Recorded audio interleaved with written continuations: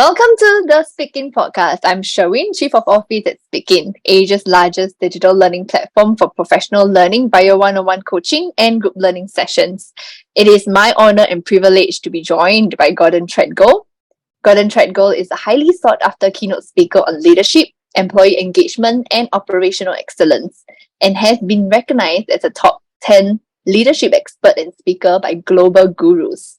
Gordon has developed a highly successful and proven fast approach that simplifies solutions, increases engagement and accountability, and helps deliver results for clients including Accenture, GE Aviation, Lion, Baxter International, and American Airlines, among others. So today we hear Gordon's journey, his experience, success, and challenges. Let's welcome Gordon. Thank you. My pleasure, Sherwin. Hi, Honored to Gordon. be here. Thank you so much for taking the time to join me today.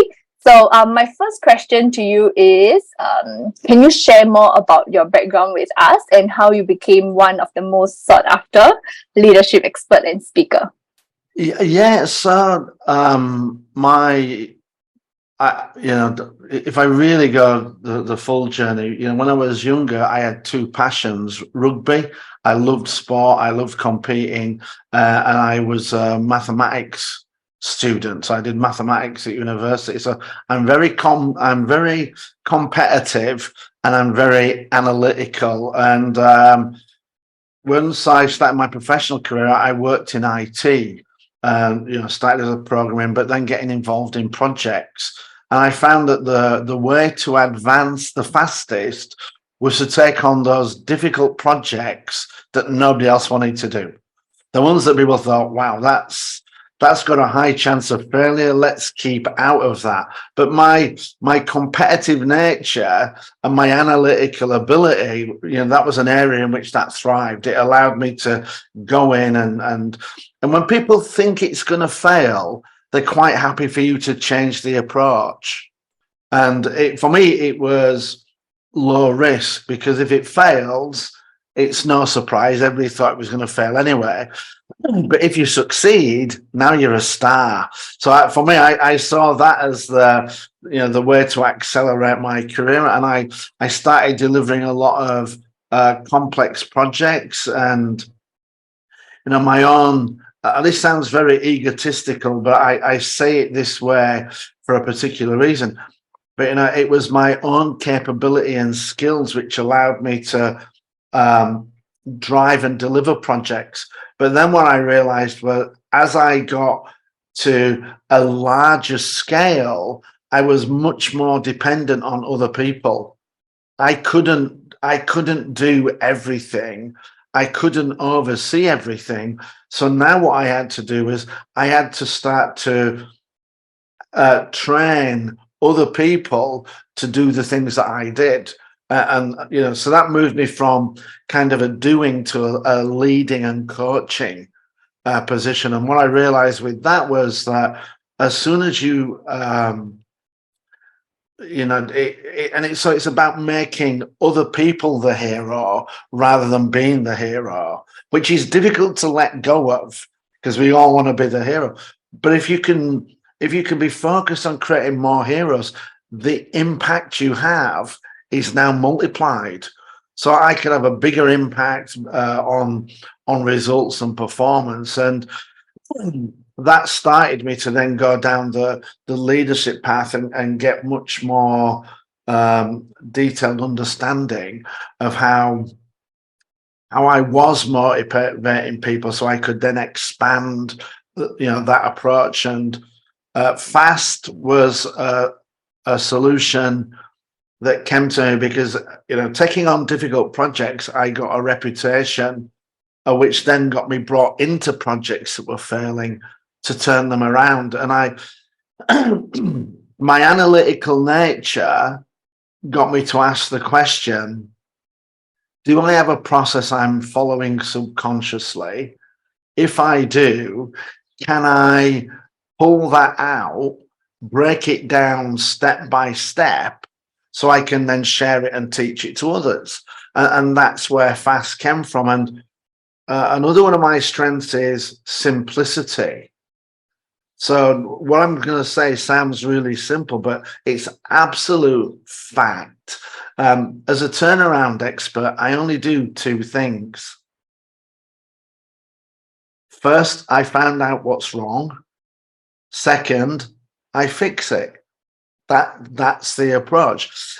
And I know that sounds really simplistic, but it's important to understand, because then that leads to the next question of, are there common reasons why things fail? And when I did the analysis of that, I came up with 4 reasons why things fail, which make up fast. And the first one is a lack of focus. People don't know what the goal and objective is. So if you lack clarity around the target, how can you hit it? The second one is about accountability, and that's about the who. Have we communicated to people what we expect of them? Because if we haven't told them what we expect, how can they do it? And how are we sure that we've given them the tools to do the job? And then the third part is about the how. We fail because we don't know how to achieve success. We set off on a journey where the destination is unsure and the route is even less clear, which is a guarantee for failure. So have we communicated how we're going to deliver it, and do people believe it? Because if people believe the approach is going to be success, they're going to be engaged. If they've got the tools to do it, they're going to be able to do it. If they know what success looks like, they can aim for it clearly. And then the third part is transparency. Do we know what's involved? And have we set ourselves up for success?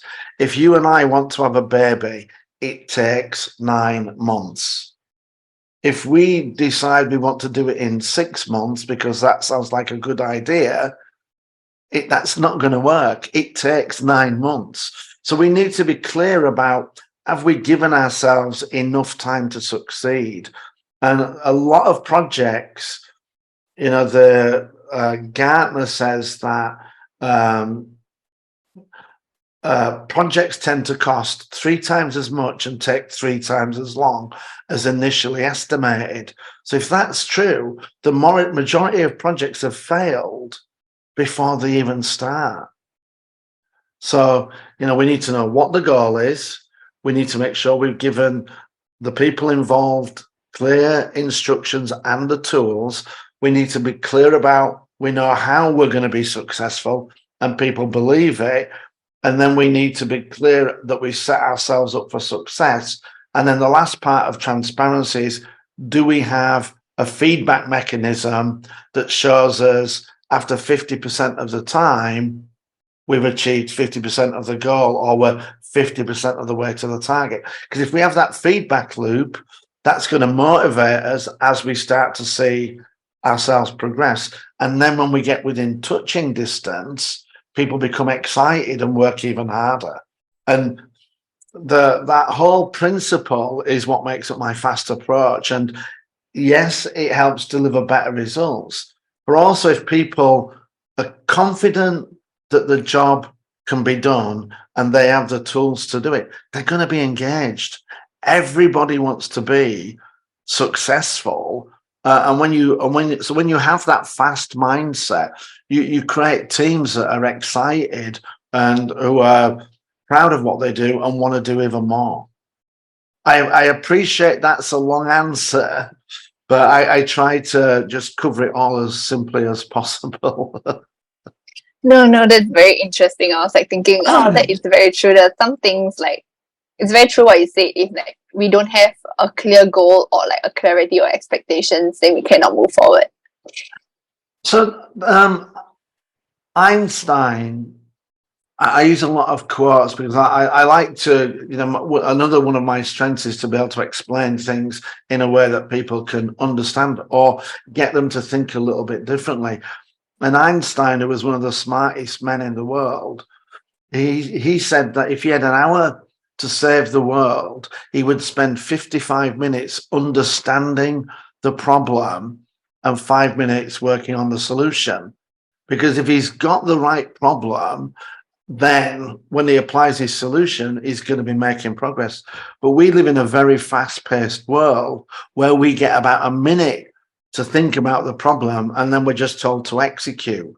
But if we've misunderstood it ever so slightly, now we're solving the wrong thing. We're working towards the wrong goal.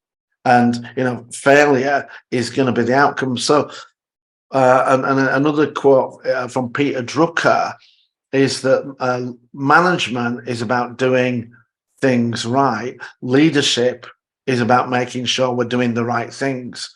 So as leaders, it's our job to take that step back, to take the time to be sure we know what the problem is and the solution is, to communicate to our teams. And if we do that, we'll increase team effectiveness tremendously.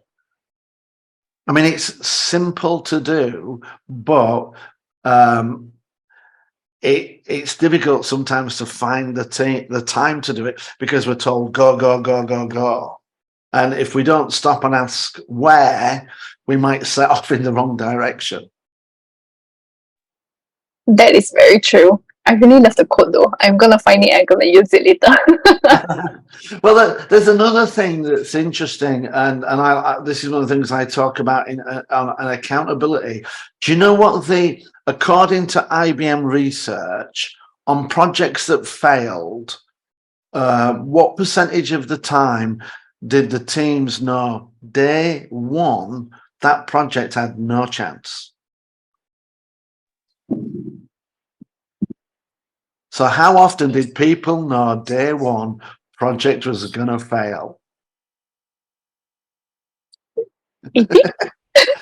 75. That is a very high number. 75%. Now, there's a simple thing. Again, I love simplicity. There's a simple thing we could do. Do you know what that is? Communicate. Ask our teams, do you think this will fail? And if they say, yeah, we ask them, why? And if they tell us it's a lack of resources, provide the resource. If they say it's a lack of time, provide more time. And one of the things I talk about with accountability is that I cannot make you accountable. I can make you responsible. I can say this is your job, but accountability is taking ownership. And when we take ownership, it's the person's decision whether to take it or not. So I can't make you take ownership, but there's one thing I can do to increase the probability that you'll take ownership, and that's to ask you, do you have everything you need to be successful? And when you say yes, now you've taken ownership, because you've just told yourself, I have everything I need. And also you've just told yourself, I can do this. I'm going to be successful. But a lot of people don't want to ask that question. And they tell me, but what if the person says no? I said, well, that's your job. You're accountable as their leader to set them up for success. And if you haven't given them enough time, the resources, skills, or training, and they fail, you're accountable for that failure, not them. So a lot of this is very simple, but people they don't do it. And I think sometimes it's just, as I said, we're under so much pressure to act that it should be think, act, do, not act, think, redo. That's why things fail and take more money, because we're in that act, think, redo mode. And another quote I like, or a phrase I use, is there's never enough money to do it right, but we always find the money to do it again. So why not just find the money to do it right first time? I'm glad that. I mean, that's simple, isn't it? That is very true. I'm glad that it's an off-camera podcast, because my face is just going, yeah. Well, I'd like people to perceive of me as an expert, I would love that. But a lot of the things that I've shared are just common sense, but they're not common practice. And we need to bring common sense back into common practice. And everything I'm talking about, yes, I have a degree in mathematics, which implies a level of intelligence, but there's nothing I've said that is impossible for anybody else to do. That, you know, they're simple things. I mean, another great phrase I like, this comes from tailoring: measure twice, cut once. You know, because if you measure once and cut once, you might have cut the wrong thing. So, you know, measure twice, cut once. So that's about that, you know, think again, and then take the action. And we prevent mistakes. We can avoid avoidable mistakes. And when you do that, you will progress faster. You will achieve success quicker, less stressful, less burnout. And if your team's and you know, when we talk about engagement, if a team thinks it's going to fail, they're not going to be engaged. Why would I engage in failure? And if I'm not engaged, even if I think it's going to fail, but actually it's a chance of being successful, if I'm not engaged, it's going to fail.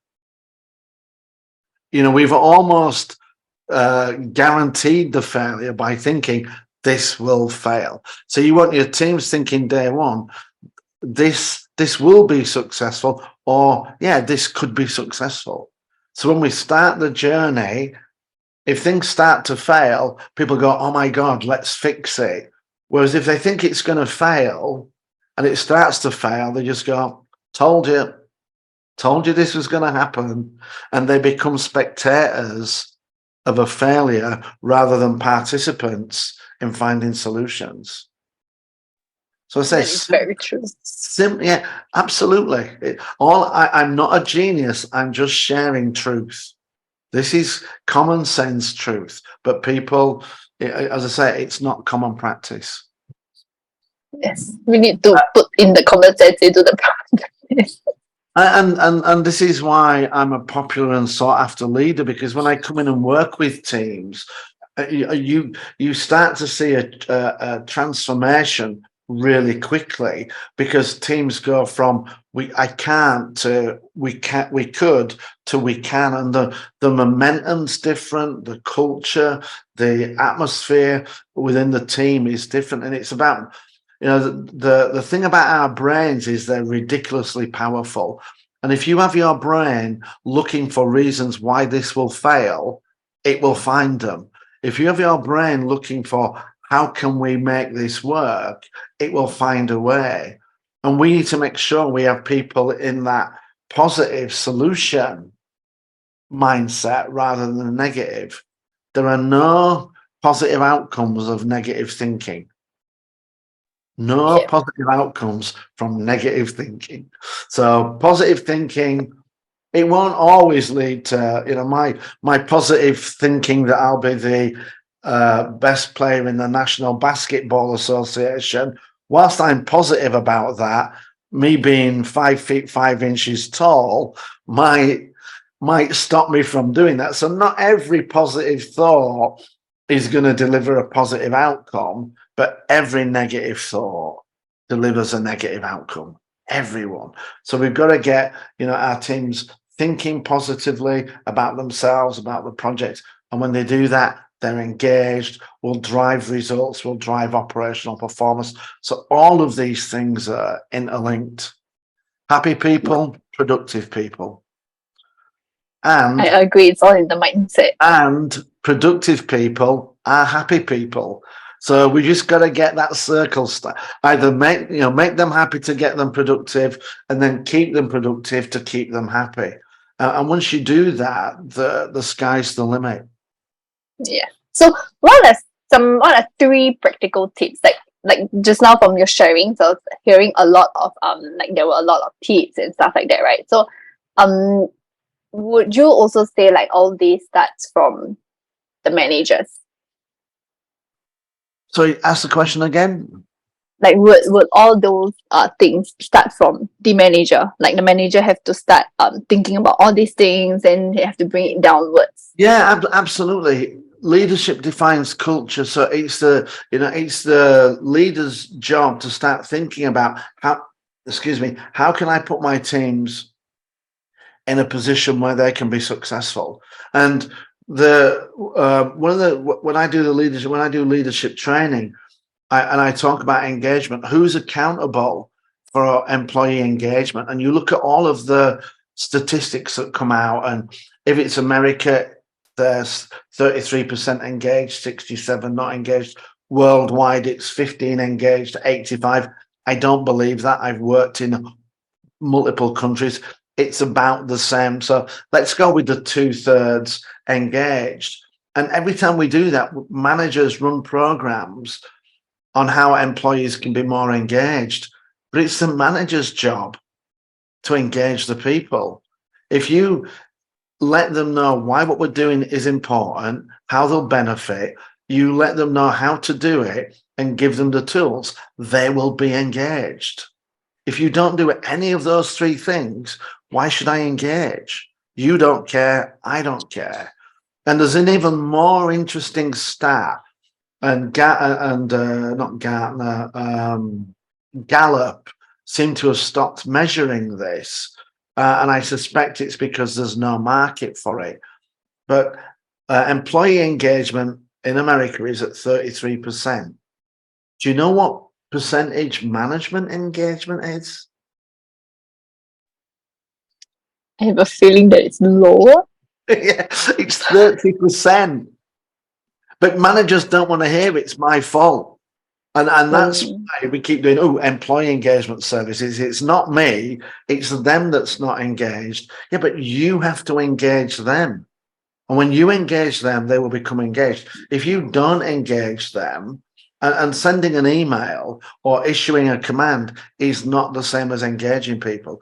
Engaging them is letting them know why this is important, how we're going to do it, and then asking them, do you have the tools to do it? When you do those three things, people will become engaged. It's as simple as that. But people don't want to do that. I'm the boss. I just want to, we've hired you to be successful. Go be successful. That's not how it works. People need to be motivated. Money, salary gets them through the door. Leadership motivates them to be successful. Sorry to say that. If your team's not performing, I mean, this is a saying I always use and people don't like it, but I don't care. Every time somebody tells me I have a bad team, what I hear is I'm a bad manager.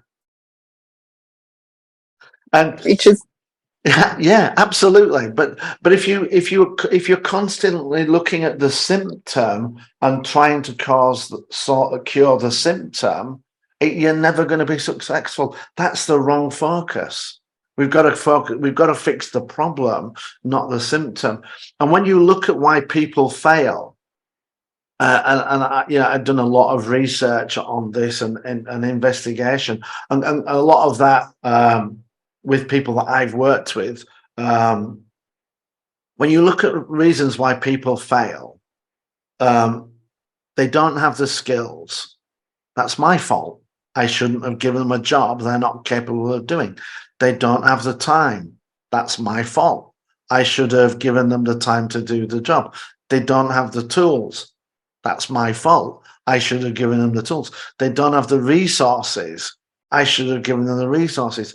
They don't understand what it is that's needed. That's my fault.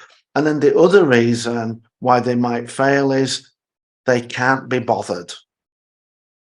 Only one of them is their fault, and it's I can't be bothered. And even that, if I paint bright enough vision, I should be able to get you to be bothered. But even in that case, when you can't be bothered, that's the point at which we should be looking at getting rid of people. But we have to fix the other 5 things first. But people don't do that. They see that person underperforming, They criticize them. They, watch them again. They see them underperform 2 times, 3 times, and then they fire them rather than fixing the problem. And when you bring in somebody new, if you haven't fixed the problem, it's just going to repeat. Yeah, I mean, as I say, there's nothing insightful about this. It's basic, fundamental common sense, but people don't do it. People just don't do it. Common sense ain't common practice. So what are 3 practical tips that you can share for managers to transit to become better leaders? I can give you 4 things that people could do right now, every day, that will improve their leadership. Number 1, smile more. When we smile, we make ourselves more approachable, more accessible.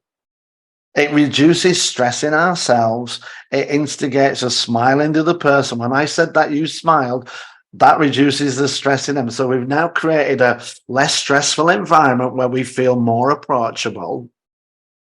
Listen more. When we listen to people, we are showing respect. We are engaging them because by virtue of listening, we've probably asked a question. So we started that engagement. And when we listen, we show respect. When we respect people, they will respect you more. It shows that we have trust in them and we want their contribution. And we might learn something. Number 3, talk more. Tell people what our goals and objectives are, why we are doing what we are doing, what's the progress that we're making, to give people feedback. Because when we do that, they have a better understanding. It allows them to make better decisions, and they're going to trust us more when they understand why we're doing what we're doing. And then the last thing is praise more. Give people positive feedback, even if it's, oh, wow, your hair looks great today. Good job. Well done. Yeah, absolutely.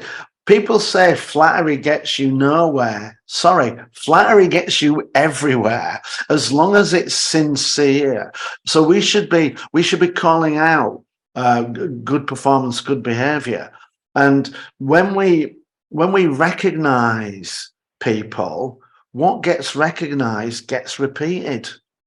When we leave a tip in a restaurant, we're doing it for 2 reasons. 1, we're thanking them for the good job that they've done, but also we want them to remember us when we come back, so they'll do a good job again. So recognition isn't just about what you've done. It's also about what you're going to do next. And what gets recognized gets repeated. So 4 simple things you could do right now to improve your leadership: smile more, listen more, talk more, praise more.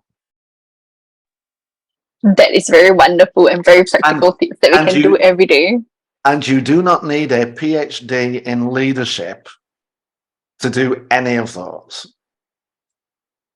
Every single person can do those. And if you're not doing them, it's a choice. You are choosing to be a poorer leader. And let me just say, good luck with that career. That is very true. Yeah, there's a lot of light bulbs coming in right now. Thank you so much for sharing, Gordon. It's common sense, but it's just common sense. And we have to put the common sense back into common practice. Correct. Common sense, making common sense common practice. Yeah, I should change that to my tagline. Not making good managers into great leaders, but making common sense common practice. And then they will become from good to great. Absolutely. It goes hand in hand. Absolutely. I mean, great is achievable providing you start the journey. If you never start the journey, you'll never be great. Good luck with that. Thank you so much, Gordon. Just taking note of the time. So I believe that all our learners and listeners will be able to learn a lot from your sharing, like I have today, in just a very short time. So I wish I had more time to talk with you, because your thoughts are so... I'm going to give you more time to talk with me. Well, what I'd like to do, well, not talk with me, listen to me. What I'm going to do is I'll share a link which will allow people to download either the audio copy of Fast or a digital copy if they prefer to read it. The audio is fantastic. I say that because it's 2 hours. So if you have a long car journey or a train journey or you commute to work, you can listen to it in a couple of trips. The book takes about 4, you could read it in 2 hours, but the audio is definitely 2 hours. So yeah, we'll share a link for that. Thank you so much. I'll be the first one to listen to it. Thank you so much, Gordon. So I'll get the links from you, and then we will also share it with all our readers and listeners. Okay, thank you. My pleasure.